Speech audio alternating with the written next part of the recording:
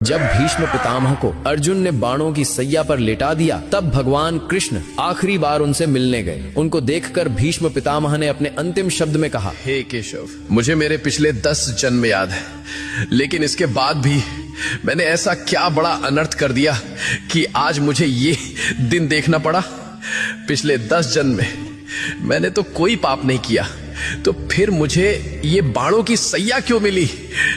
ये बाणों की सैया अब मुझसे सही नहीं जाती। मुझे मेरे सवाल का जवाब दो केशव। तब भगवान कृष्ण ने कहा कि हे पितामह, ये बात आपके 10 जन्मों के पहले की है। जब आप एक राजकुमार थे, तब आप जंगल से भ्रमण कर रहे थे। तभी आपके रास्ते में एक सांप आ गया। आपने उसको मारा नहीं, बल्कि ये सोचकर कि कहीं ये सांप किसी को काट ना ले, इसलिए आपने उस सांप को रास्ते से हटा दिया। लेकिन गलती से बेचारा सांप कांटों के झाड़ में फंस गया। वो जितनी बार निकलने की कोशिश करता, वो उतना ही कांटों में और ज्यादा फंस जाता था। कई दिनों तक वो सांप उन कांटों में फंसा रहा और भगवान से प्रार्थना करता रहा कि हे प्रभु, इससे अच्छा तो मुझे मार ही देते। प्रभु, जिसने भी मेरे साथ ऐसा किया है, उसके साथ भी ऐसा ही करना।